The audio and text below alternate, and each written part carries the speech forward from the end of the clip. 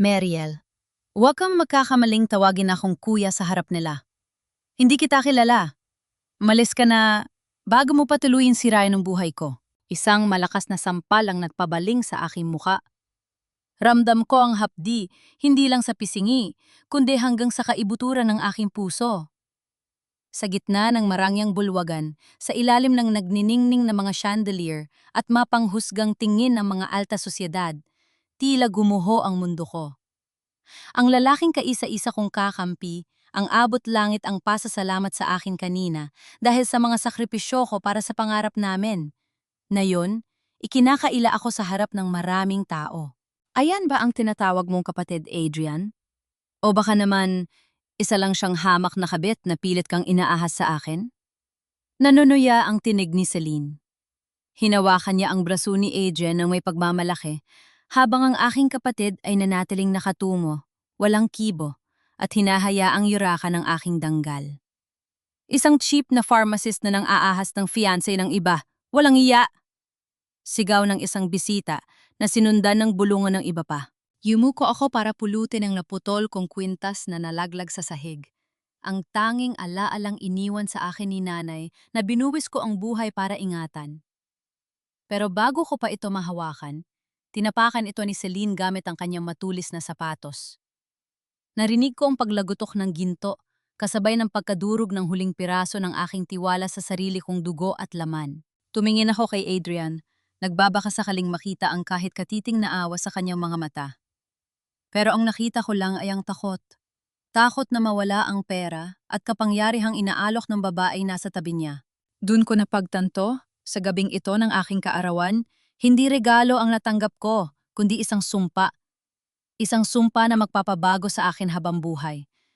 Ako si Mariel Villanueva, isang jerksy na itinuring na basura, ngunit sisiguraduhin ko, bago matapos ang laban na ito, sila ang luluhod sa harap ng katotohanang pilit nilang ibinaon sa limot.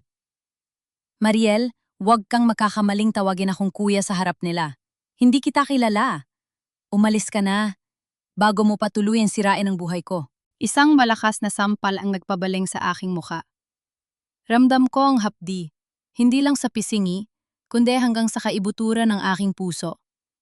Sa gitna ng marangyang bulwagan ng Manila Diamond Hotel, sa ilalim ng nagnaningning na mga chandelier, ang mapanghusgang tingin ng mga alta sosyedad, tila gumuho ang mundo ko. Ang lalaking kaisa-isa kong kakampi, ang abot langit ang pasasalamat sa akin kanina dahil sa mga taon ng pagtatrabaho ko bilang pharmacist para maitayo ang botika namin. Ngayon, ikinakaila ako sa harap ng lahat. Ayan ba ang tinatawag mong kapatid, Adrian? O baka naman, isa lang siyang hamak na kabit na pilit kang inaahas sa akin? Nanunuya ang tinig ni Celine. Hinawakan niya ang braso ni Adrian ng may pagmamalaki, habang ang aking kapatid ay nanatiling nakatungo, walang kibo. Isang cheap na pharmacist na nang aahas ng fiancé ng iba, walang iya! Sigaw ng isang babae sa gilid na sinundan ng koro ng mga bulungan. Marites ang tawag sa kanila, mga taong mahilig humusga kahit hindi alam ang katotohanan. Yumuko ako para pulutin ang naputol kong kwintas na nalaglag sa sahig. Yon ang tanging alaalang iniwan sa akin ni nanay. Pero bago ko ba ito mahawakan, tinapakan ito ni Celine gamit ang kanyang matulis na stiletto. Narinig ko ang paglagutok ng ginto, kasabay ng pagkadurog ng huling piraso ng aking tiwala sa sarili kong dugo at laman. Please, Celine, tamaan na. Huwag dito! Mahinang pakiusap ni Adrian. Pero hindi para sa akin ang pakiusap na iyon. Natatakot siya para sa kanyang reputasyon. Natatakot siyang mawala ang puhunan na ipinangako ng pamilya ni Celine para sa pangalawang branch ng aming botika. Bakit, Adrian? Natatakot ka bang malaman ng lahat na itong babaeng ito ay sumusunod sa iyo kahit saan? Look at her! She's pathetic! Dinuraan ni Celine ang sahig malapit sa aking kamay. Security! Ilabas ang basurang ito! She's trespassing and harassing my fiancé! Lumapit ang dalawang malalaking lalaki at hinawakan ako sa braso. Hindi ako lumaban. Wala na akong lakas. Tumingin ako kay Adrian sa huling pagkakataon, nagbabaka sakaling makita ang kahit katiting na galit para sa akin. Pero ang nakita ko lang ay ang takot. Takot na bumalik sa hirap. takot na mawala ang marangyang buhay na ipinatikim sa kanya ni Celine. Kuya, yung butika natin, yung pangarap ni nanay. Bulong ko, habang hinihila ako palabas. Ngumisi si Celine at lumapit sa tenga ko. Ang butika? Oh, Marielle, you're so naive. Bukas na bukas din, sisiguraduhin kong wala ka ng babalikang trabaho. Sisirain ko ang lisensya mo. I will make sure you never practice pharmacy in this country again. Itinapon ako ng mga guard sa labas ng hotel. Kasabay ng pagbagsak ko sa semento ay ang biglang pagbuhos ng malakas na ulan. Basang-basa ako, nanginginig at nag-iisa. Ang saya ng umaga ko kanina, ang balita tungkol sa aprobadong loan ng bangko, ay napalitan ng pait ng pagtataksil. Kinuha ko ang aking cellphone mula sa bag. Punong-puno ito ng mga notification. Sa loob lamang ng ilang minuto, kalat na sa social media ang video ng pananampal sa akin ni Celine. Ang caption? Gold Digger Pharmacist, huli sa akto! Ang danggal na iningatan ko ng maraming taon, ang pangalan ng aming pamilya na binuo namin sa pawis at puyat, ay dinungisan sa loob lamang ng isang gabi. At ang mas masakit? Ang taong nagtulak sa akin sa putikan ay ang kaisa-isang tao na pinagkatiwalaan ko ng aking buhay. Hindi ako umiyak. Tuyot na ang aking mga mata sa sobrang sakit. Tumayo ako, dahan-dahan, kahit masakit ang aking tuhod. Hinawakan ko ang aking dibdib kung saan dati nakasabit ang kwintas ni nanay. Adrian. Celine. Sambit ko sa gitna ng dagundong ng kulob. Akala niyo ba ay tapos na ito? Akala niyo ba ay mananatili akong biktima sa kwentong kayo ang sumulat? Sa gabing ito, namatay ang Marielle na sunod-sunuran at mapagmahal na kapatid. At sa gitna ng ulan, isang bagong Marielle ang isinilang. Isang babaeng wala ng takot mawalan dahil kinuha na nila ang lahat. Bukas, magsisimula ang paniningil ko.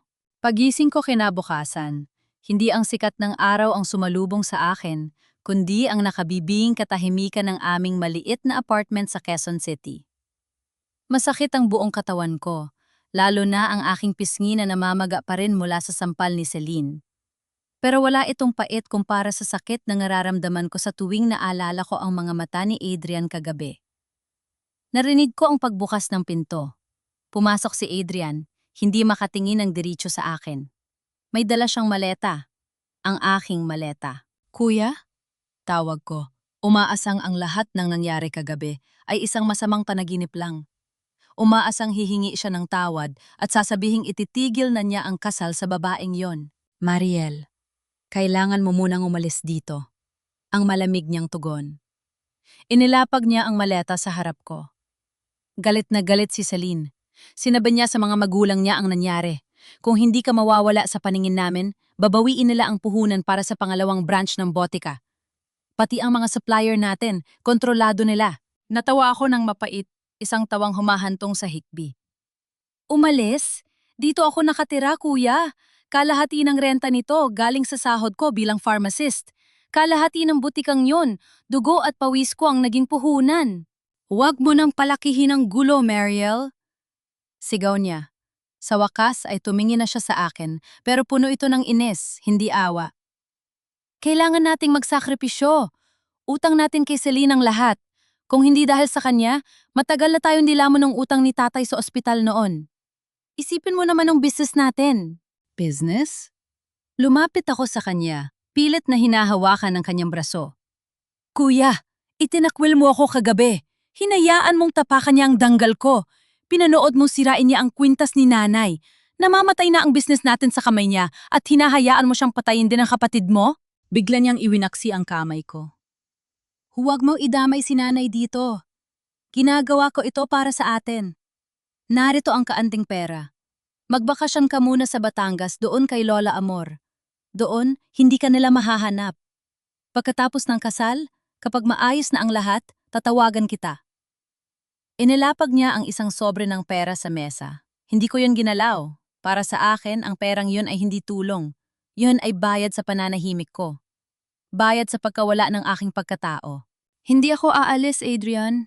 May shift ako sa butika mamayang 9:00. Maraming pasyente ang naghihintay sa akin. Matatag kong sabi. Wala ka nang babalik ang butika. sabi niya nang hindi lumilingon habang naglalakad palabas. Pinapalitan ko na ang lock kaninang madaling araw at, Mariel, huwag ka munang magpapakita sa area natin. Viral na ang video mo. Galit ang mga kapitbahay.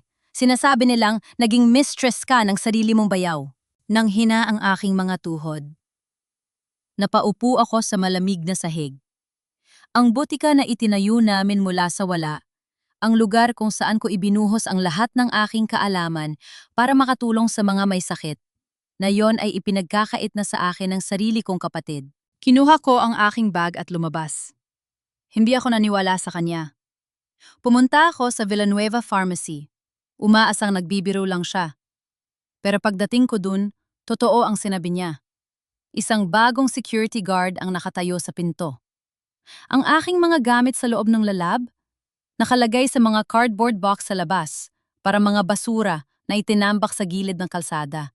Ang mga dating suki namin, ang mga nanay na binibigyan ko ng payo tungkol sa gamot ng kanilang mga anak, ay tumitingin sa akin ng may pagkadire. Narinig ko ang bulungan nila. Siya ba yung nasa video? Mukhang mabait pero ahas pala. Sayang ang pinag-aralan, naging kabit lang. Gusto kong sumigaw.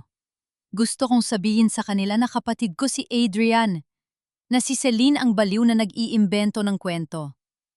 Pero sino ang maniniwala sa akin? Ang kaisa-isang tao na dapat magpaliwanag ay ang taong mismong nag-lock sa akin sa labas. Biglang tumunog ang cellphone ko. Isang email mula sa Professional Regulation Commission, PRC. Nanginig ang aking mga daliri habang binubuksan ang mensahe. Dear Ms. Villanueva, we have received a formal complaint regarding your professional conduct following a widely circulated public incident. Your pharmacist license is hereby placed under temporary suspension pending a formal investigation into the allegations of moral turpitude and ethical violations. Nabitawan ko ang cellphone ko sa semento. Hindi lang bahay, hindi lang kapatid at hindi lang butika ang nawala sa akin. Ngayon, pati ang aking lisensya, ang tanging bagay na pinaghirapan ko para mabigyan ng dangal ang pangalan namin, ay kinuha na rin nila. Tumingin ako sa langit. Maaliwalas ang sikat ng araw pero para sa akin, ito ang pinakamadilim na sandali ng aking buhay. Celine, Adrian, kinuha niyo ang lahat sa akin. Akala niyo ba ay wala na akong lakas para lumaban? Pinulot ko ang cellphone ko kahit basag ng screen nito. Tinawagan ko ang nag-iisang tao na alam kong hindi ako tatalikuran. Lola Amor, Mariel po ito, uwi po ako ng Batangas. Sa gitna ng pait at galit, isang desisyon ang nabuo sa aking isipan. Kung kailangan kong dumaan sa impyerno para makuha ang hustisya, gagawin ko. Dahil ang Mariel na kilala nila ay patay na. At ang nagbabalik ay ang babaeng wala nang mawawala, kundi ang kanyang danggal na pilit nilang dinudungisan. Bawat ikot ng gulong ng boss na sinasakyan ko patungong Batangas ay tila isang mabigat na hakbang palayo sa buhay na binuo ko sa Manila. Nakadungaw ako sa bintana. Pinapanood ang paglipas ng mga gusali na dahan-dahang napapalitan ng mga luntiang puno. Hawak ko ang aking basag na cellphone, tinitingnan ang huling mensahe ni Adrian. Ingat ka, Mariel. Pasensya na. Pasensya? Sapat na ba ang isang salita para palitan ang danggal na kinuha nila sa akin? Pagdating ko sa bayan ng San Jose, sinalubong ako ng amoy ng sariwang hangin at ng pamilyar na boses ni Lola Amor. Agad siyang lumapit sa akin at niyakap ako ng mahigpit. Walang tanong, walang paghusga. Ramdam ko ang panginginig ng kanyang mga kamay sa aking likuran. Nandito ka na, Apo. Ligtas ka na, bulong niya. Doon ko lang hinayaan ang sarili kong umiyak ng totoo. Hindi bilang isang pharmacist na biktima ng iskandalo, kundi bilang isang batang nangungulila sa proteksyon ng pamilya. Noong gabing iyon, habang mahimbing ang tulog ni Lola, hindi ako dinalaw ng antok. Pumasok ako sa lumang bodega sa likod ng bahay, kung saan nakatabi ang mga gamit na iniwan ni nanay at tatay. Gusto ko lang maramdaman ang presensya nila. Ang alaala ng panahon kung kailan hindi pa kami nilalamon ng ambisyon ni Adrian. Sa ilalim ng mga lumang libro, may nakita akong isang itim na plastic box. Alikabok ang gumalot dito, pero nang buksan ko, bumulaga sa akin ang mga tumpok ng dokumento. Ito ang mga papeles ni tatay nung nagtatrabaho pa siya bilang researcher sa isang malaking laboratorio. Napatigil ang tibok ng puso ko nang makita ko ang isang folder na may tatak na Project Pharma 2010, Confidential. Binuksan ko ang folder at dun ko nakita ang isang pangalan na nagpataas ng balahibo ko. Montenegro Pharmaceuticals. Ang kumpanya ng pamilya ni Celine, may mga sulat kamay si tatay sa gilid ng mga papeles. Hindi maaring ilabas ang formula na ito. Masyadong mapanganib ang side effects sa mga bata. Kailangan ng higit pang test. Nakalakip din ang isang liham ng papapaalis sa kanya sa trabaho na pinirmahan ng mismong ama ni Celine. Nanginginig ang aking mga kamay. Kung ganoon, matagal na palang may koneksyon ang pamilya namin at ang mga Montenegro? Alam ba ito ni Adrian? O baka naman, ito ang dahilan kung bakit tila hawak ni Celine ang leeg ng kapatid ko? Biglang tumunog ang cellphone ko sa gitna ng katahimikan. Isang hindi kilalang numero. Hello? Mahina akong sagot. Miss Mariel? Isang boses ng lalaki, tila natataranta at humihingal. Si Ramil ito, yung stock clerk sa botika nyo sa Manila. Ramil? Bakit ka napatawag? Gabi na. Ma'am, kailangan nyo itong malaman. Pagkaalis nyo, dinala ni Miss Celine ang sarili niyang mga tauhan. May mga dumarating na delivery ng gamot dito sa warehouse tuwing madaling araw. Hindi dumaan sa inventory nyo, ma'am. At ang masama, nakita ko ang mga label galing sa Montenegro Labs pero tinatakpan nila ng label ng Villanueva Pharmacy. Nanlamig ang buong katawan ko. Bilang isang pharmacist, alam ko kung gaano kadelikado ang ginagawa nila. Ang pagpapalit ng label ng gamot na hindi dumaan sa tamang pagsusuri ay isang krimen. Ramil, siguraduhin mo ang sinasabi mo. Pwedeng mapahamak ang mga pasyente natin. Babala ko. Totoo ito, ma'am. Nakita ko rin si Sir Adrian. Parang wala siyang magawa. Pinipilit siyang pumirma sa mga release papers, ma'am. Parang gagamitin lang nila ang pangalan ng botika nyo para maglabas sa mga gamot na hindi rehistrado. Dun ko napagtanto ang lahat. Ang pananampal ni Celine, ang pagpapalaya sa akin, ang pag-atake sa lisensya ko, hindi lang yon dahil sa selos.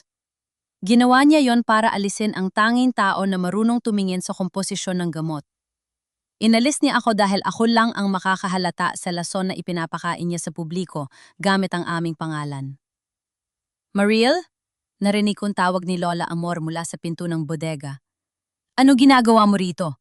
Bakit ganyan ang hitsura mo? Tumingin ako kay Lola, bit-bit ang folder ng nakaraan at ang impormasyon ng kasalukuyan. Sa sandaling iyon, ang takot ko ay napalitan ng isang malamig na determinasyon.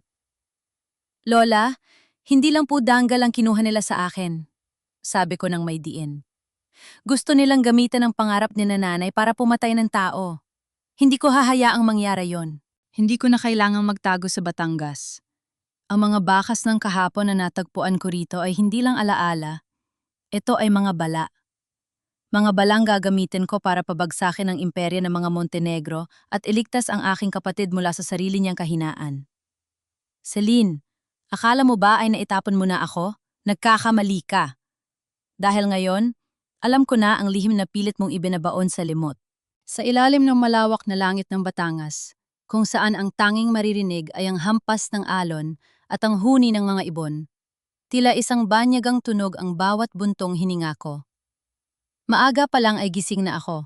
Nakaupo sa kawayang silya sa tapat ng dagat habang hinihigop ang mainit na kapeng barako na tinimpla ni Lola Amor.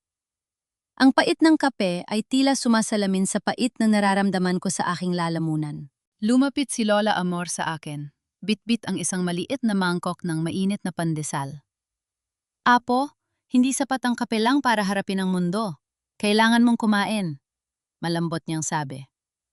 Tumingin ako sa kanya, sa mga kulubot sa kanyang kamay na naging saksi sa maraming hirap ng aming pamilya. Lola, bakit ganun? Akala ko, kapag gumagawa ka ng tama, magiging maayos ang lahat. Pero bakit parang mas pinarurusahan pa ang mga nananahimik? Umupo si Lola sa tabi ko at hinawakan ang aking kamay. Ang katotohanan, Muriel, ay parang tubig sa dagat. Maaring matakpan ng dilim sa gabi pero laging lilitaw kapag sumikat ang araw. Ang tatay mo, si Roberto, hindi siya sumuko sa mga Montenegro noon.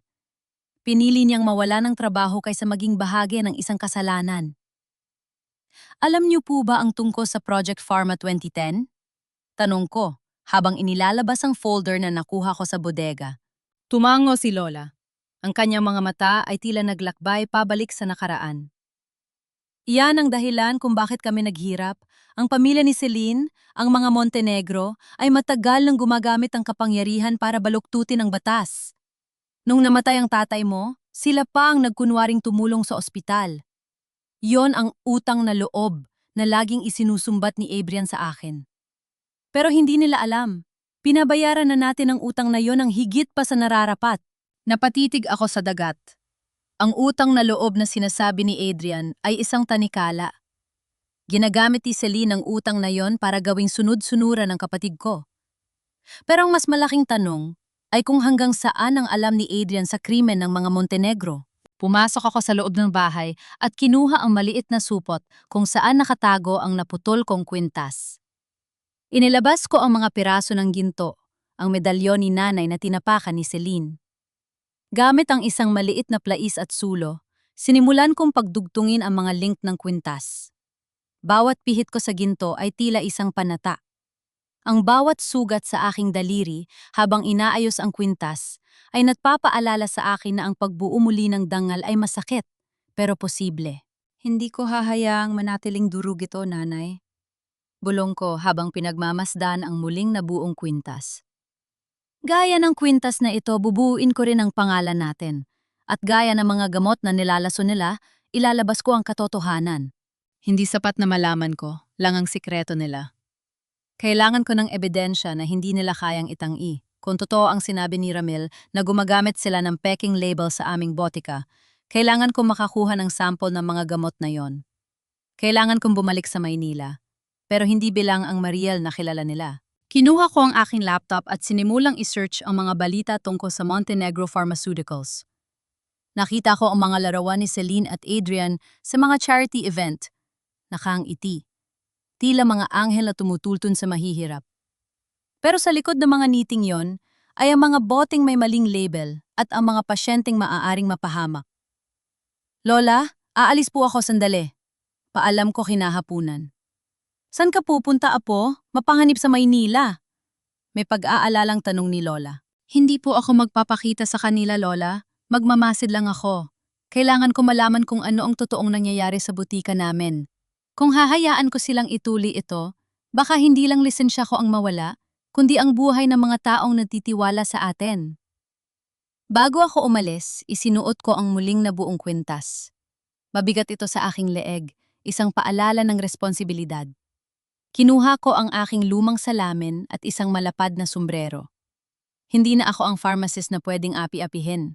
Habang naglalakad ako patungo sa sakayan ng boss, tiningnan ko ang huling pagkakataon ng mapayapang dagat ng Batangas.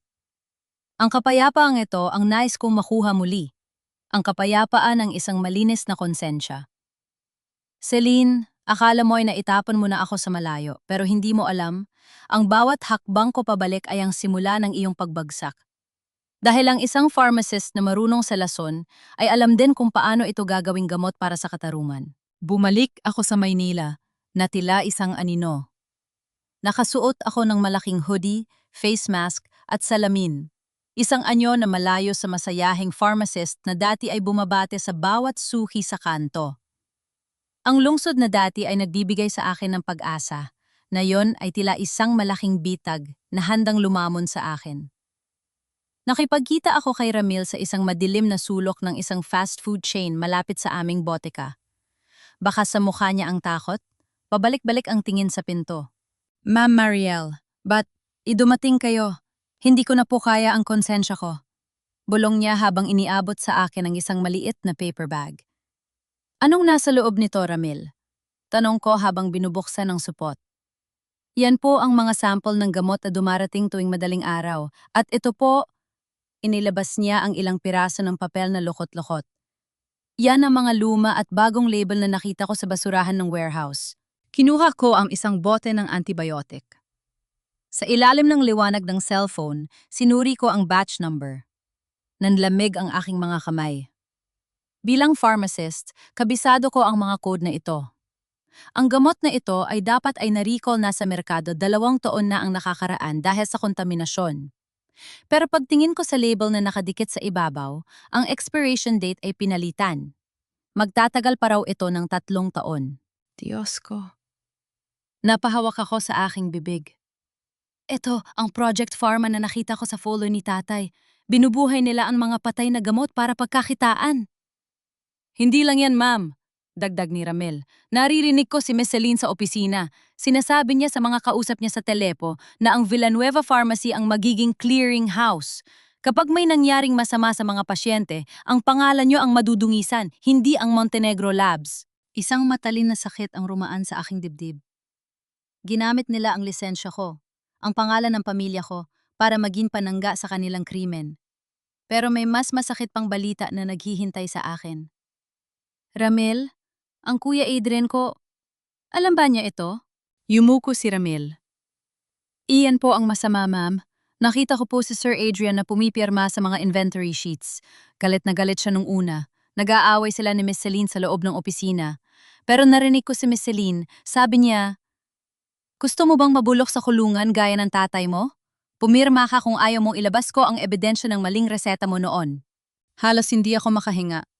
Kaya pala tikom ang bibig ni Adrian. Kaya pala hinayaan niya akong hiyain at itaboy. Hawak siya ni Celine sa leeg, gamit ang isang pagkakamali sa nakaraan. Ang kapatid ko, ang kaisa-isang taong dapat ay nagtatanggol sa akin, ay naging kasabwat na rin sa panloloko sa publiko. Kailangan ko makapasok sa warehouse, Ramil, na yung gabi. Sabi ko nang may determinasyon. Ma'am, delikado. May mga guard na bago doon. Alam ko ang pasikot-sikot sa likod, Ramil. Ang lumang lagusan sa may venting system. Doon ako dadaan. Kailangan ko ng litrato ng mga orihinal na dokumento bago nila ito sunugin. Hatingganang marating ko ang likod ng Villanueva Pharmacy. Ang lugar na dati ay itinuturing kong tahanan, ngayon ay tila kuta ng mga kaaway.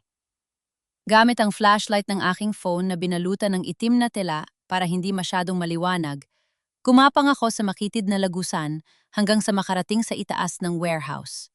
Mula sa itaas, nakita ko ang mga kahon-kahon ng gamot. Ang amoy ng chemical ay masangsang. Tanda ng mga gamot na nagsisimula ng mabulok ang komposisyon.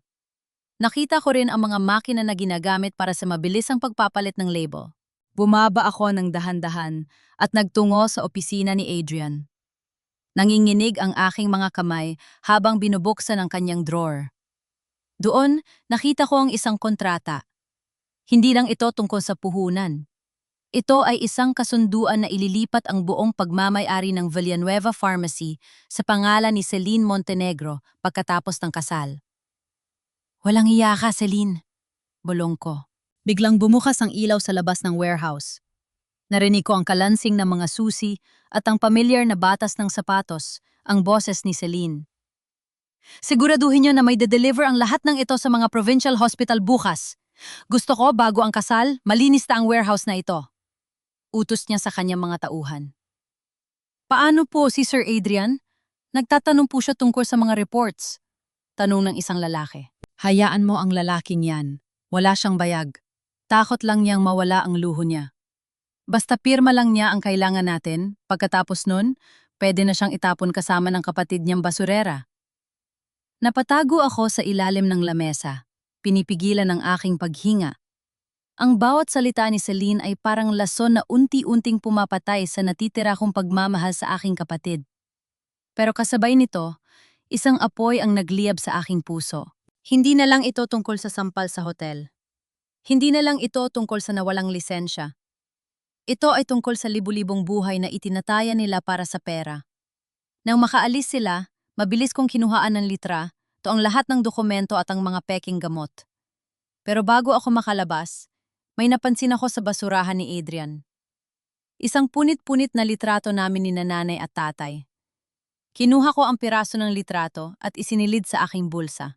Adrian, pinili mo sila kaysa sa atin. Sabi ko sa aking isipan habang dahan-dahang lumalabas ng warehouse.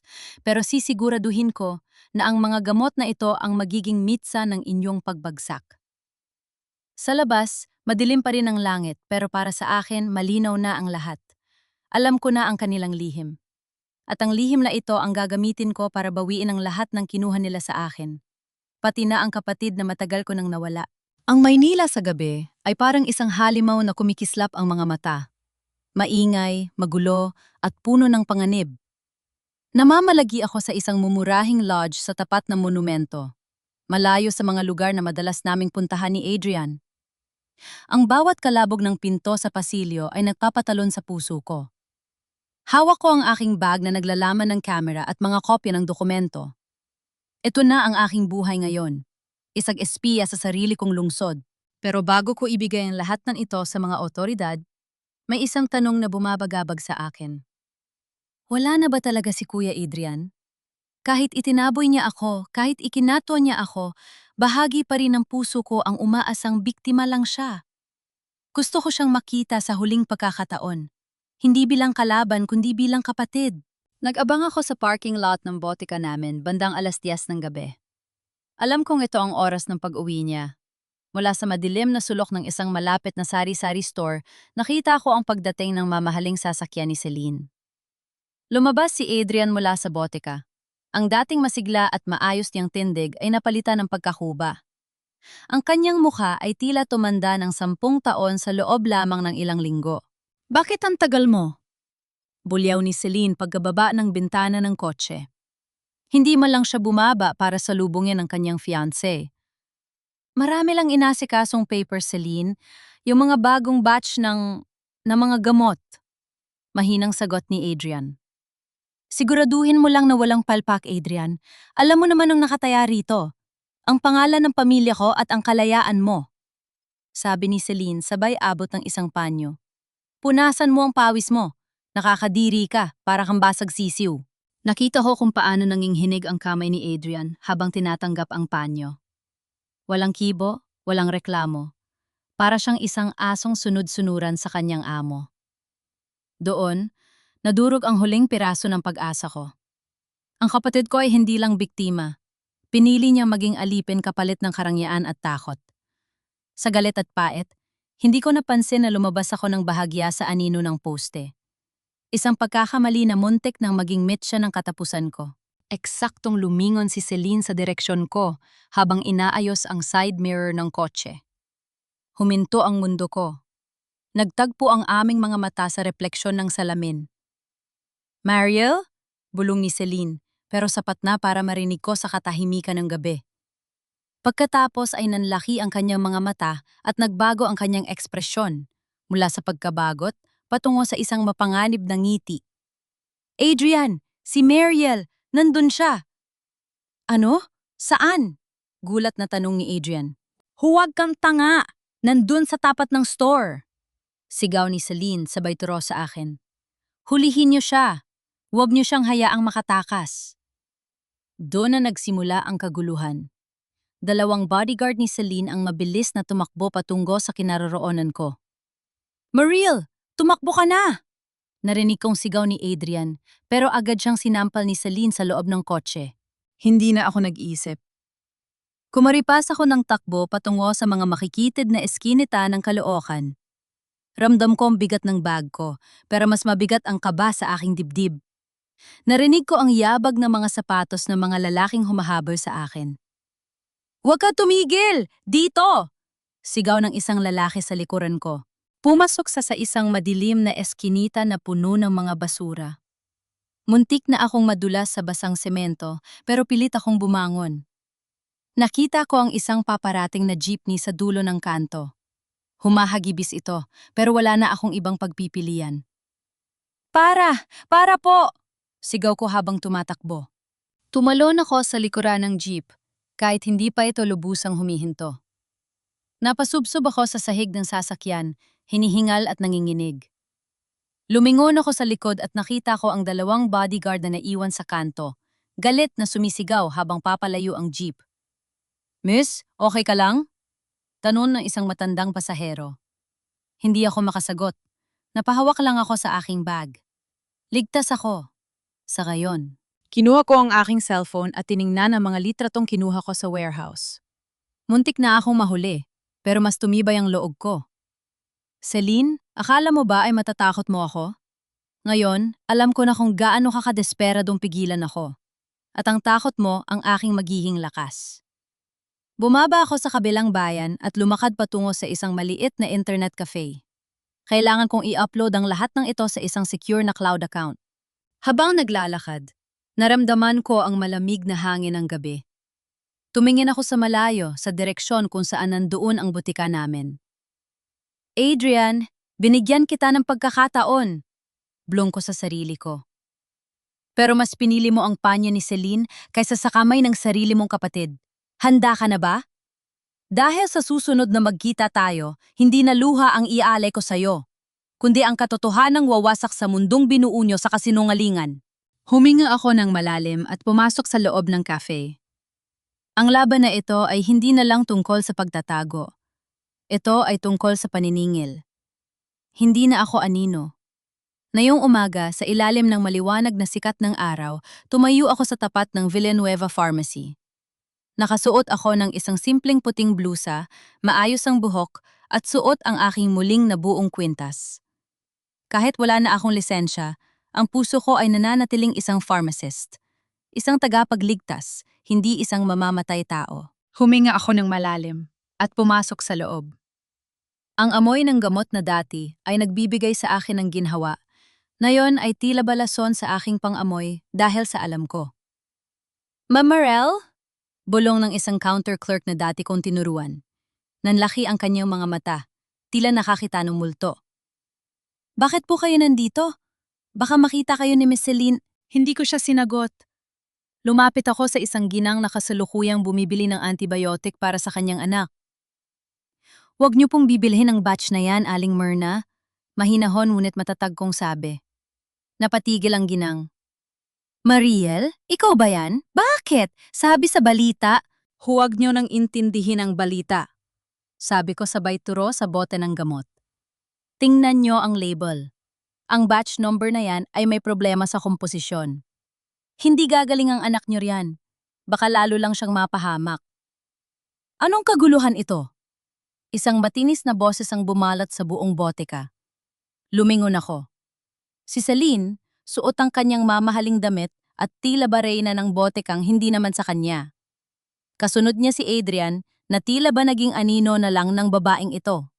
How dare you show your face here, you pathetic mistress, sigaw ni Selena. Ang mga customer ay nagsimulang magbulungan. Ang iba ay kinuha ang kanilang mga cellphone para mag-video. Security! Bakit nakapasok ang babaeng ito? Nandito ako bilang isang concerned citizen, Celine.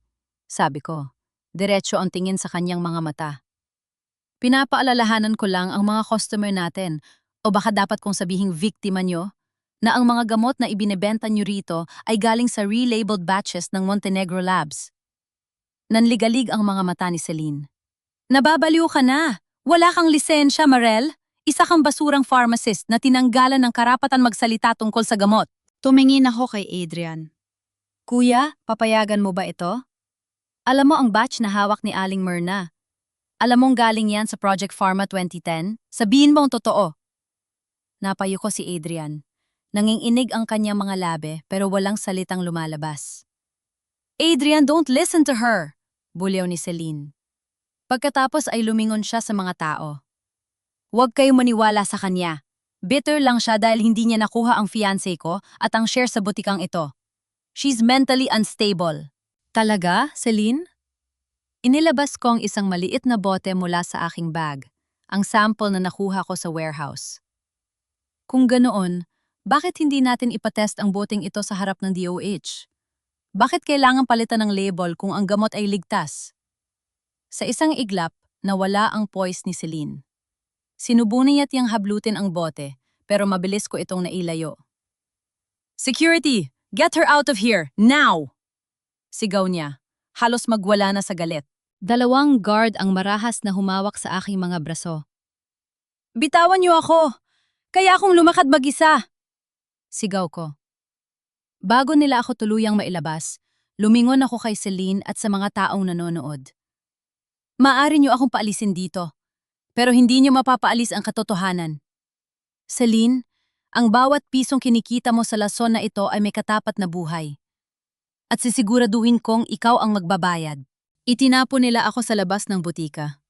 Nadapa ako sa semento, pero agad din akong tumayo. Kita ko mula sa labas ang takot sa mukha ni Celine habang pilit niyang pinapakalma ang mga customer na nagsimula ng magtanong at mag-alinlangan. Sa loob ng opisina, narinig ko ang malakas na kalabog ng pinto. Si Celine kasama ang kanyang abogado.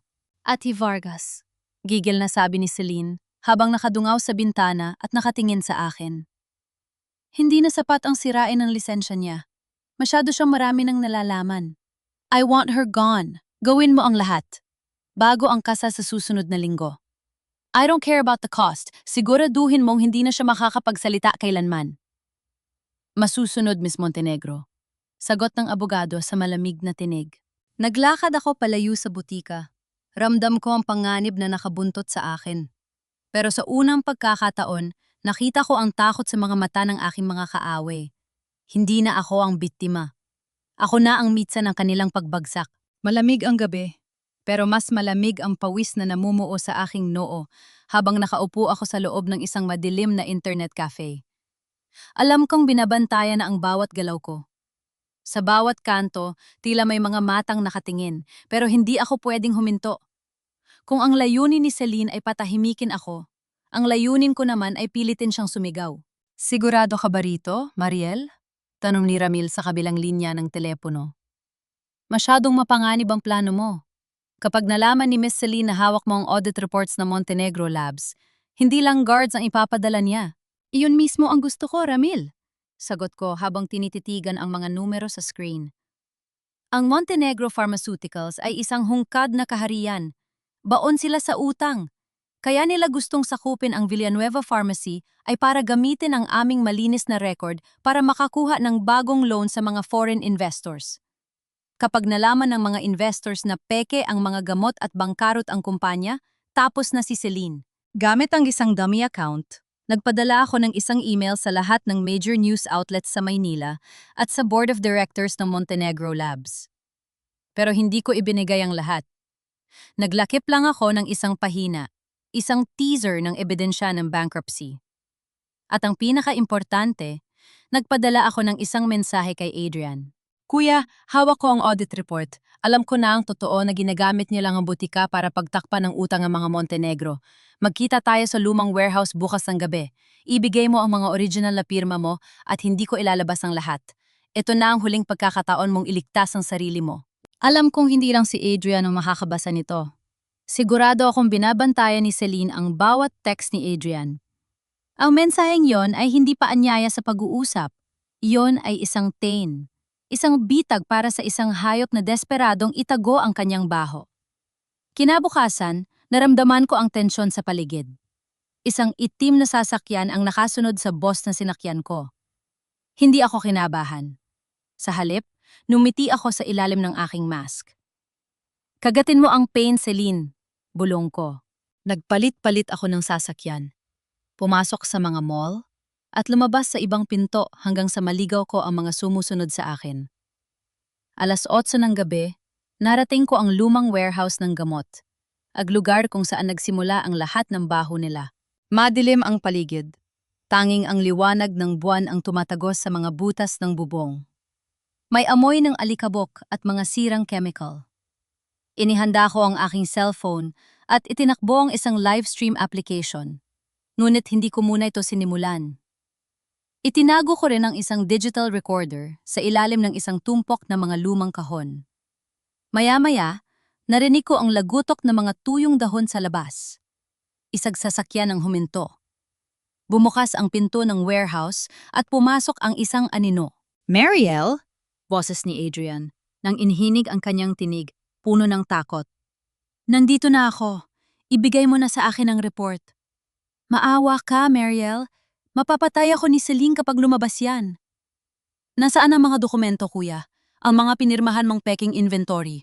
Tanong ko mula sa dilim. Wala sa kanya ang mga dokumento, Mariel. Isang matalas at mapang-uyam na boses ang sumunod. Lumabas si Celine mula sa likod ni Adrian, kasama ang 2 armadong lalaki at si Ate Vargas. Hawak ni Celine ang kanyang cellphone, tila ba nagmamay-ari ng buong mundo. Akala mo ba ay ganun ako kadaling maisahan? Tumawa si Celine ng malakas. Ang lakas ng loob mong i-blackmail kami gamit ang mga peking reports na yan. Pero nakalimutan mo yata, nasa teritoryo kita. Celine, bitawan mo na si kuya. Hindi niya alam ang lahat ng ito. Sabi ko habang dahan-dahang lumalabas sa liwanag. Oh, he knows everything, Mariel. He signed it all. He's as guilty as I am. Nisi ni Celine. Pagkatapos ay lumingon siya sa kanyang mga tauhan. Kunin niyo sa kanya ang bag at siguraduhin niyo na hindi na siya makakalabas ng warehouse na ito nang humihinga. Celine! Sabi mo kakausapin lang natin siya. Sigaw ni Adrian, pilit na humaharang pero itinulak lang siya ng isang bodyguard. Tumigil ka, Adrian. Ginagawa ko ito para sa kasal natin, para sa kinabukasan natin. Sigaw ni Celine sa kanya. Pagkatapos ay humarap siya sa akin, ang kanyang mga mata ay nanlilisik sa galit. Ngayon, Mariel Villanueva, tingnan natin kung sino ang huling tatawa. Hindi ako natakot. Tiningnan ko si Celine ng diretso sa mga mata. Akala mo ba, Celine, ay darating ako rito ng walang proteksyon? Ang bitag na ito, hindi para sa akin, para ito sa'yo. Biglang tumunog ang cellphone ni Celine at ang cellphone ni Ate Vargas. Maging ang mga bodyguard ay napatingin sa kanilang mga screen. Isang notification ang lumabas. Live, ang katotohanan sa likod ng Montenegro Pharmaceuticals. Nanlaki ang mga mata ni Celine. Ano ito? Ang bitag ay nakasara na, Celine, sabi ko nang may malamig na ngiti. Nanlilisik ang mga mata ni Celine habang nakatingin sa kanyang cellphone. Ang countdown sa screen ng livestream ay tila bawat tibok ng bomba sa kanyang ulo.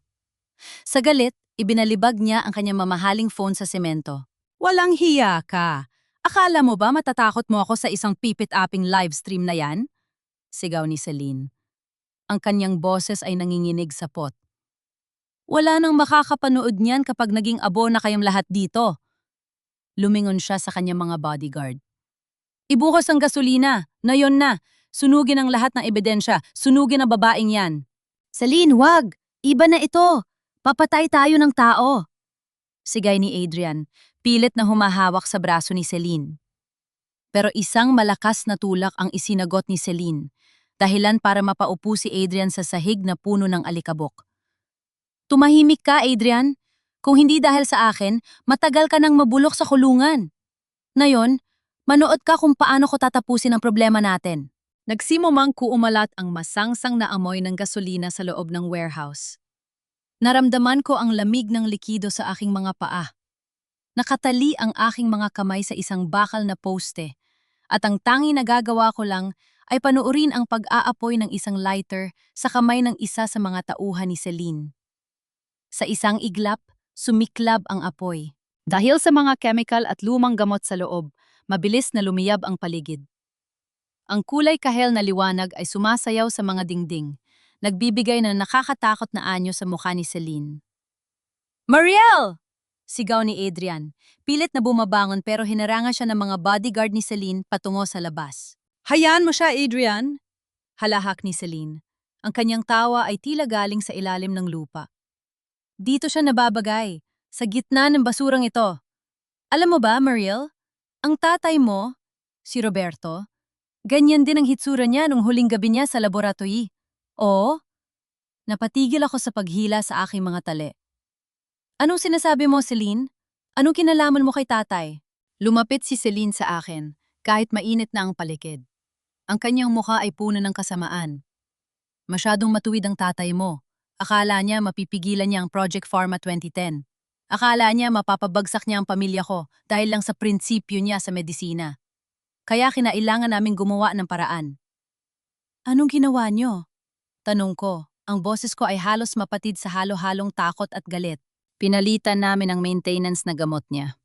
Yung gamot na iniinom niya para sa puso?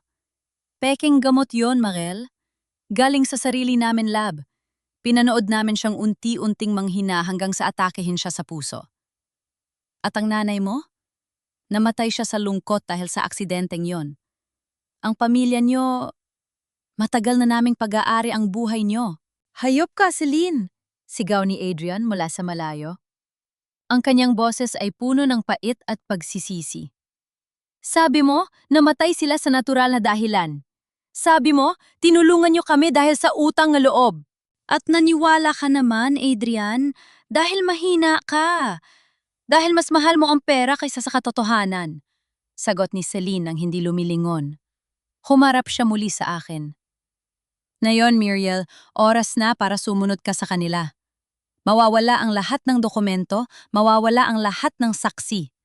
At bukas, ikakasal ako kay Adrian bilang bagong may-ari ng lahat ng inyo. Hindi mangyayari yan, Celine. Bulong ko. Pinilit kong abutin ang maliit na pocket knife na itinago ko sa aking medyas kanina. Kahit mahirap, kahit masakit ang usok sa aking baga, pilit kong hinihiwa ang tali. Mamatay ka na! Sigaw ni Celine bago siya tuluyang lumabas ng warehouse kasama ang kanyang mga tauhan. Iniwan kaming dalawa ni Adrian sa gitna ng lumalaking apoy. Isang malakas na pagsabog ang narinig mula sa likurang bahagi ng bodega. Ang mga chemical ay nagsisimula ng mag-react sa init. Mariel! Mariel, asan ka? Sigaw ni Adrian. Sa gitna ng makapal na usok, nakita ko siyang gumagapang pabalik sa akin, kahit na ang bubong ay nagsisimula ng bumagsak. Dito kuya, sa poste! Sa wakas, naputol ko ang tali. Pero huli na, bumagsak ang isang malaking kahoy na may apoy sa harap ko, hinarangan ng aking daan. Napaupo ako, hiningal at naramdaman ang matinding init na tila tumutunaw sa aking balat. Mariel, hawakan mo ang kamay ko! Sigaw ni Adrian. Narating niya ako. Gamit ang kanyang jacket, pilit niyang hinawi ang mga nagbabagang kahoy. Ang kanyang mga kamay ay nasusunog. Ang kanyang mukha ay puno ng uling, pero hindi siya bumitaw. Kuya, umalis ka na! Sasabog na ang mga tangke! Pakiusap ko sa kanya. Hindi kita iiwan muli, Mariel. Patawarin mo ako! Patawarin mo ako! Umiiyak na sabi ni Adrian. Binuhat niya ako ng buong lakas. Dumaan kami sa gitna ng naglalagablab na impyerno. Eksaktong paglabas namin sa pinto ng warehouse, isang dambuhalang pagsabog ang yumanig sa buong paligid. Ang bodega ng Villanueva Pharmacy ay naging isang malaking bola ng apoy. Bumagsak kaming dalawa sa damuhan, malayo ng kaunti sa init. Narinig ko ang sirena ng mga bumbero sa malayo, pero hindi yon ang mahalaga. Kinuha ko ang aking cellphone mula sa bulsa ng aking hoodie. Kahit mainit, kahit medyo tunaw ang case, ang screen ay buo pa rin. Ang recording application ay hindi tumigil. Narinig mo ba yun, kuya? Tanong ko habang hinihingal. Narinig mo ba ang pag-amin niya? Si Adrian ay nakatingin sa nagbabagang warehouse. Ang kanyang mga mata ay puno ng galit na ngayon ko lang nakita. Oo, Mariel, narinig ko. Pinatay niya sina nanay at tatay. Ginawa niya tayong mga aso sa sarili nating tahanan.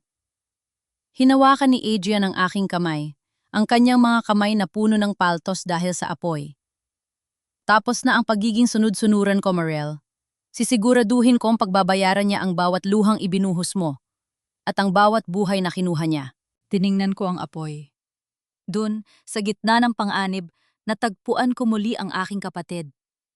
Pero ang mas mahalaga, hawak ko na ang huling pako sa kabaong ni Celine Montenegro. Nakahiga kami ni Kuya Adrian sa damuhan habang pinapanood ang unti-unting pagtupok ng apoy sa aming pangarap.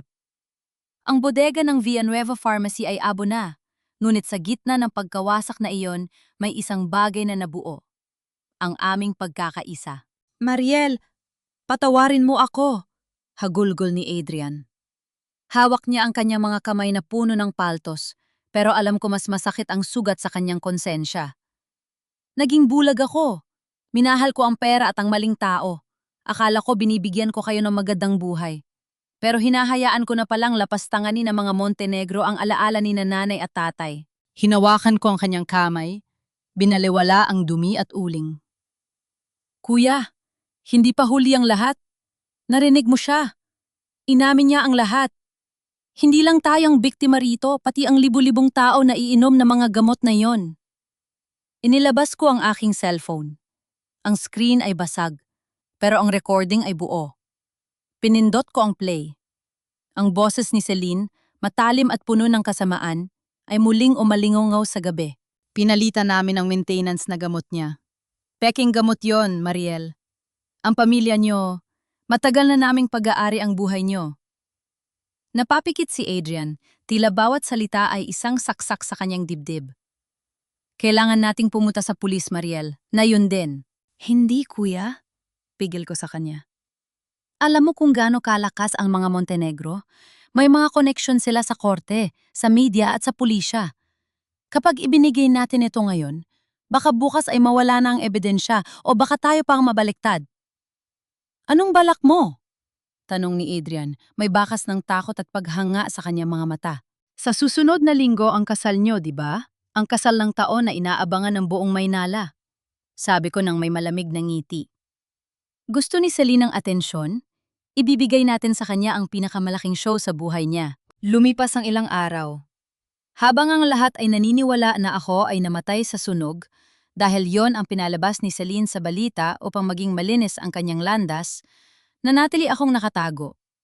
Sa tulong ni Ramil at ng ilang mga pharmacist na biktima rin ng sistemang Montenegro, binuo namin ang huling ebidensya. Natuklasan namin na hindi lang ang aming botika ang ginagamit ni Celine. May mga dokumento kaming nakuha tungkol sa mga shell companies na ginagamit nila para sa pag-import ng mga substandard na raw materials mula sa ibang bansa. Ito ang Project Pharma na sinubuhan pigilan ni tatay noon. Isang gabi, habang naghahanda kami ni Adrian, nakatanggap ako ng isang video call mula kay Lola Amor. Mariel, apo, nababalitaan ko ang tungkol sa sunog. Totoo ba? Umiiyak na tanong ni Lola. Lola, huwag kayong mag-alala. Buhay po ako, at kasama ko na si Kuya Adrian. Sagot ko. Lola, kailangan po naming gawin ito para kay tatay at nanay. Ingatan niyo ang isa't isa, sabi ni Lola. Ang kanyang tinig ay puno ng panalangin. Ang katotohanan ay may sariling paraan para lumitaw. Huwag kayong magpadala sa galit, kundi sa katarungan. Humarap ako sa salamin. Wala na ang takot sa aking mga mata. Ang peklat sa aking piski mula sa sampal ni Celine ay naroon pa rin, isang paalala ng aking pagbagsak. Pero ang kwintas ni nanay na nakasabit sa aking leeg ay simbolo ng aking muling pagbangon. Kuya, handa ka na ba? Tanong ko kay Adrian. Nakasuot na siya ng kanyang barong para sa rehearsal ng kasal sa simbahan bukas. Handa na ako, Mariel. Kahit anong mangyari, tatapusin natin ito. Sagot niya nang may paninindigan. Hindi na ako ang Adrian na takot sa hirap. Mas takot na ako mawala ka muli. Sa kabilang banda ng lungsod, alam kong kampante si Celine. Naghahanda siya para sa kanyang engrandeng kasal, suot ang kanyang mamahaling gown, at naniniwalang-wala na ang lahat ng balakid sa kanyang tagumpay. Akala niya ang apoy sa bodega ay ang katapusan ng kanyang problema.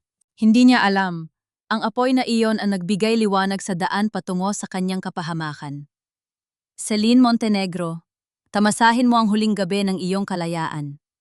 Dahil bukas, sa harap ng altar, sa harap ng iyong mga bisitang alta sosyedad, at sa harap ng buong bansa, ako ang magsisilbing hukom mo.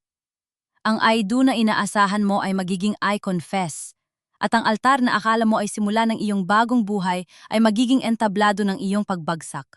Ang Manila Cathedral ay punong-puno ng mga bulaklak na puti, mga mamahaling dekorasyon, at ang pinakamataas na antas ng lipunan sa Maynila. Ito ang Wedding of the Year. Lahat ng kamera ay nakatuon sa pintuan ng simbahan, naghihintay sa pagpasok ng reyna ng Montenegro Pharmaceuticals. Nasa loob na si Adrian, nakatayo sa harap ng altar. Maayos ang kanyang barong, ngunit kung titingnan mong mabuti, makikita ang panginginig ng kanyang mga kamay. Sa tabi niya, ang mga Montenegro ay nakangiti ng may pagmamalaki. Tila ba nasakop na nila ang buong mundo? Bumukas ang malaking pinto ng simbahan. Pumasok si Celine, suot ang isang gown na nagkakahalaga ng milyon-milyon. Naglalakad siya ng may dahan-dahan, ang kanyang belo ay tila ulap na humahaba sa likuran niya. Sa likod ng kanyang manipis na tabing, may ngiti ng tagumpay. Para sa kanya, naitapon na niya ang lahat ng balakid. Wala na si Mariel, wala na ang mga dokumento, wala na ang hadlang sa kanyang kapangyarihan. Nang marating niya ang altar, hinawakan niya ang kamay ni Adrian. Malamig ang mga kamay ng kapatid ko, pero hindi yun napansin ni Celine. Nagsimula ang seremonya. Ang boses ng pari ay tila isang malabong bulong sa aking pandinig habang nakatayo ako sa likod ng isang malaking poste sa choir loft kasama si Ramil. Hawak namin ang kontrol sa audiovisual system ng simbahan, isang bagay na madaling nakuha ni Adrian para sa amin. Kung mayroon mang sinuman dito na may sapat na dahilan upang hindi ituloy ang kasal na ito, magsalita ngayon o manahimik habang buhay. Ang tradisyonal na tanong ng pare. Katahimikan. Isang sandali ng mabigat na katahimikan. Tumingin si Celine sa paligid ng may pangungutya, tila ba hinahamon ng sinuman? Nang walang kumikibo, bumaling siya sa pare ng may matamis na ngiti. Magpatuloy tayo, Father, bulong ni Celine. Adrian Villanueva, tinatanggap po ba si Celine Montenegro bilang iyong asawa sa hirap at ginhawa hanggang sa kamatayan? Tanong ng pare. Huminga ng malalim si Adrian. Tumingin siya sa choir loft, sa akin. Pagkatapos ay lumingon siya kay Celine. Hindi, malakas na sabi ni Adrian. Napamura ang mga tao. Nanlaki ang mga mata ni Celine. Adrian, anong biro ito? Sumagot ka ng maayos. Hindi kita tinatanggap, Celine. Pag-uulit ni Adrian, ang boses niya ay buo na at walang takot. Dahil hindi kasal ang nararapat sa'yo, kundi paghuhukom. Ano sinasabi mo? Sigaw ng ama ni Celine, tumatayo mula sa unang upuan. Sa sandaling yon, pinindot ni Ramil ang enter. Ang dambuhalang screen sa loob ng simbahan na dapat ay magpapakita ng mga larawan ng pagmamahala ni na Adrian at Celine ay biglang mag-iba. Isang madilim na video ang lumabas, ang warehouse na nasusunog, at ang boses na hindi maaring ipagkamali ng kahit sino. Pinalitan namin ang maintenance na gamot niya. Peking gamot yon, Marel. Pinanood namin siyang unti-unting manghina hanggang sa atakein siya sa puso. Ang buong simbahan ay napasinghap. Ang mga reporter ay nagsimulang mag-flash ng kanilang mga camera sa screen. Ang boses ni Celine sa recording ay malinaw, tapat at nakakapangilabot. Inamin niya ang pagpatay. Inamin niya ang peking gamot. Ipatay niyo yan! Itigil niyo ang video na yan! Paghihisterya ni Celine. Sinubukan niyang hablutin ang mic ng pare pero mabilis siyang iniwasan nito. At dun, lumabas ako mula sa choir loft.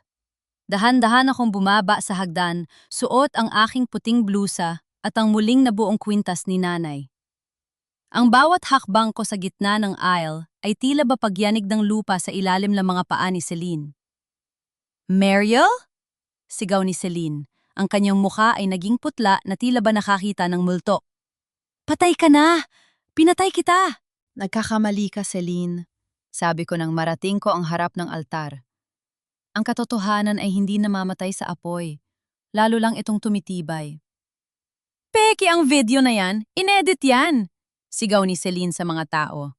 Pero wala nang naniniwala sa kanya. Ang mga bisita ay nagsimulang lumayo sa kanya na parang may nakakahawang sakit.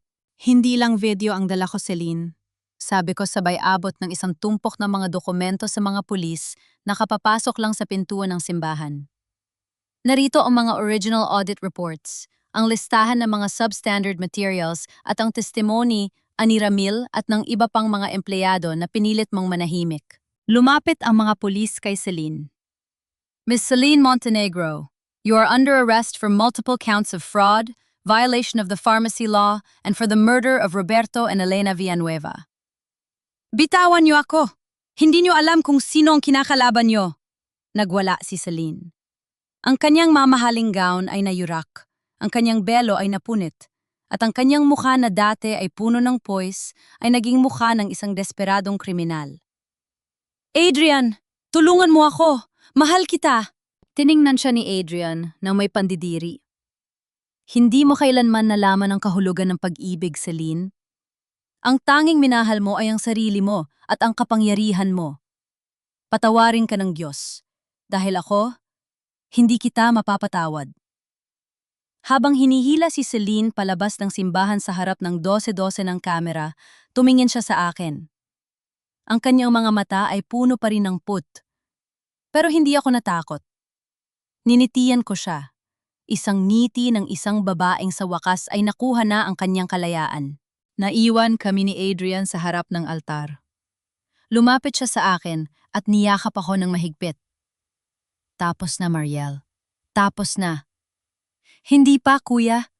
Bulong ko habang nakatingin sa krus sa itaas. Magsisimula pa lang tayong ayusin ang lahat. Ang kaso ng taon ay naging pagbagsak ng taon. Pero para sa akin, ito ang araw kung kailan ang pangalan ng aming pamilya ay muling naging malinis. Ang lason ay naalis na, at ang gamot ng katarungan ay nagsisimula ng gumana. Hindi suot ni Celine ang kanyang mamahaling seda o ang kanyang mga alahas na diamante nang huli ko siyang makita. Nakasuot siya ng kulay orange na uniforme ng bilangguan. Ang kanyang buhok na dati ay laging maayos ay gulo-gulo. At ang kanyang mga mata na dati ay puno ng pagmamalaki ay wala nang makikita, kundi ang dilim ng kawalan ng pag-asa. Nasa kabilang panig ako ng salamin sa visiting area. Hindi ako pumunta rito para manira o para magmalaki. Pumunta ako para tapusin ang lahat. Bakit ka nandito? Matigas na tanong ni Celine. Nandito ka ba para panuorin ang pagkatalo ko?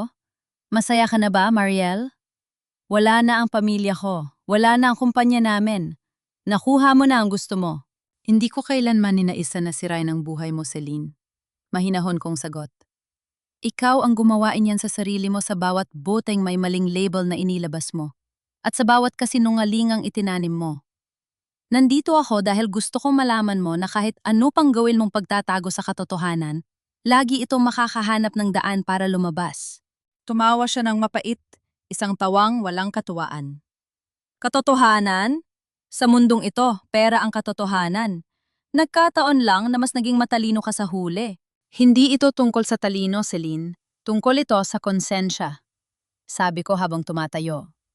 Ang mga magulang ko, mamatay man silang mahirap, namatay silang may danggal. At yun ang bagay na kahit kailan ay hindi mo mabibili ng bilyon-bilyon mo.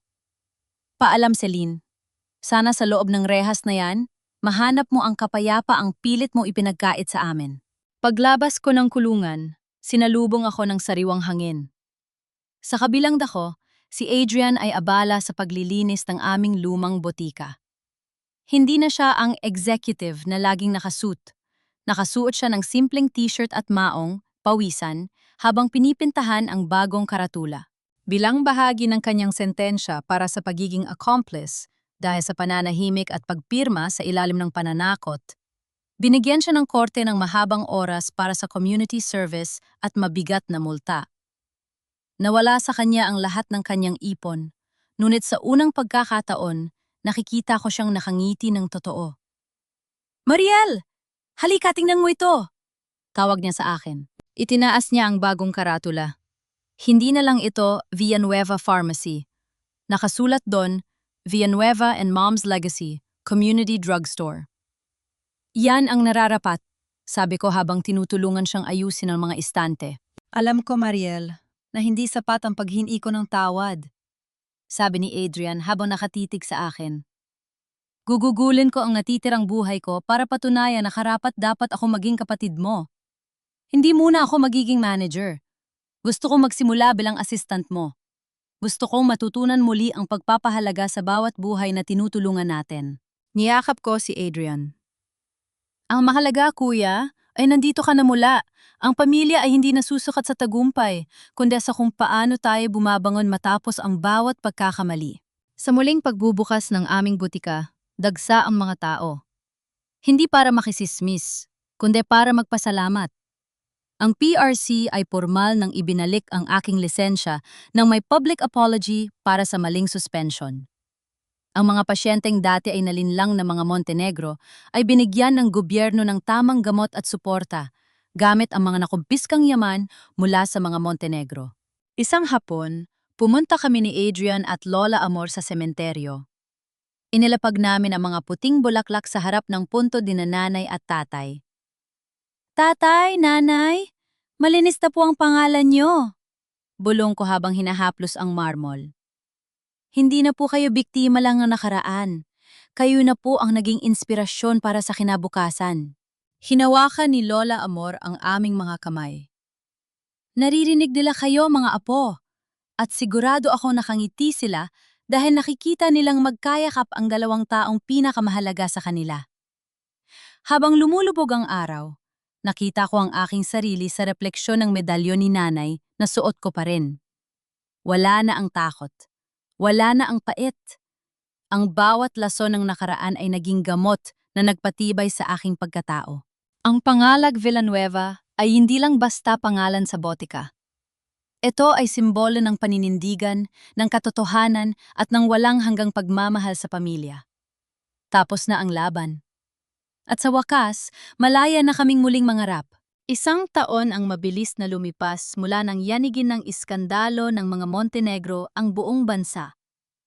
Ngayon, sa ilalim ng maaliwalas na langit ng Quezon City, ang Villanueva and Mom's Legacy Community Drugstore ay hindi na lang isang maliit na botika sa kanto. Ito ay naging simbolo ng katapatan at malasakit sa buong komunidad. Maga pa lang ay bukas na ang butika. Hindi na ako ang pharmacist na nagtatago sa likod ng mask at hoodie. Ngayon, suot ang aking malinis na puting gown at ang muling nabuong kwintas ni nanay, buong pagmamalaki kong binabati ang bawat pasyenteng pumapasok. Salamat po, Ma'am Mariel. Dahil sa inyo sigurado kaming ligtas ang gamot na iniinom ng nanay ko. Sabi ng isang suki habang inaabot ang kanyang reseta. Ngumiti ako. Iyan po ang sumpa namin sa inyo, Aling Nena. Higit sa negosyo, kalusugan niyo ang mahalaga. Sa likod ng counter, abala si Adrian sa pag-aayos ng inventory. Wala na ang kanyang mga mamahaling relos at suit. Nakasuot siya ng simpleng polo shirt na may logo ng aming botika. Kahit natapos na ang kanyang community service, pinili niyang manatili rito at magsimula mula sa ibaba. Sa bawat kahon na binubuhat niya at sa bawat report na sinusulat niya, nakikita ko ang isang lalaking nahanap na ang kanyang tunay na halaga. Mariel, dumating na ang mga bagong stocks mula sa aming partner na local laboratory.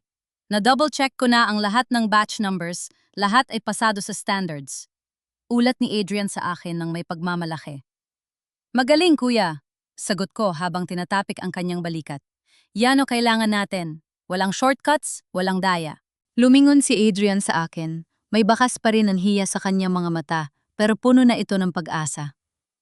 Alam mo, Mariel, minsan iniisip ko, kung hindi nangyari ang lahat ng ito, baka hanggang ngayon ay alipin pa rin ako ng ambisyon ko. Salamat dahil hindi mo ako pinabayaan, kahit at tinalikuran kita. Ang pamilya ay parang gamot, kuya, sagot ko. Minsan mapait sa simula, pero yon ang napapagaling sa atin. Isang munting selebrasyon ang inihanda namin nung gabing yon para sa anibersaryo ng aming muling pagbubukas. Dumating si Lola Amor mula sa Batangas. Bit-bit ang kanyang sikat na kakanin. Kasama rin namin si Ramil, na ngayon ay aming head of logistics, at si Ati Santos, ang abogadong tumulong sa amin na linisin ang aming pangalan. Isang tagay para sa katotohanan, masayang sigaw ni Ramil habang itinataas ang kanyang baso. Abang nagtatawanan sila, lumabas muna ako sa balkona, ng butika. Tumingin ako sa malayo sa mga ilaw ng lungsod. Sa isang balita sa radyo na narinig ko kanina, nalaman kong tinanggihan ng korte ang huling apela ni Celine. Mananatili siya sa loob ng mahabang panahon. Ang kayamanang ginamit niya para manapak ng danggal ay tuluyan ng naglaho. Wala na siyang kapangyarihan. Dahil ang kapangyarihang nakatuntong sa kasinungalingan ay parang bahay na buhangin. Madaling gumuho sa unang hampas ng alon. Nararamdaman ko ang malamig na hangin na humahaplos sa aking muka. Hinawakan ko ang medalyon ni nanay. Sa unang pagkakataon sa loob ng maraming taon, naramdaman ko ang ganap na kapayapaan. Hindi lang namin nabawi ang botika, nabawi namin ang aming pagkatao. May lumapit sa akin mula sa likuran. Si Mark, ang batang pharmacist na naging katuwang ko sa pag-expose sa mga Montenegro. Siya ang nanatili sa tabi ko noong mga panahong wala akong matakbuhan. Malayo na ang narating mo, Mariel, sabi ni Mark, na may malambot na tinig. Malayo na rin ang narating natin, Mark, sagot ko, lumingon sa kanya at numiti. Salamat sa hindi pag-iwan. Laging nandito, Mariel, hanggang sa susunod na kabanata, sagot niya, at sa kanyang mga mata ay nakita ko ang isang bagong pangako. Isang pangakong hindi na tungkol sa laban, kundi tungkol sa pagbuo ng bagong kwento. Sa gabing iyon, sa ilalim ng nagnaningning na mga bituin, Napagtanto ko na ang buhay ay parang pagtitimpla ng gamot.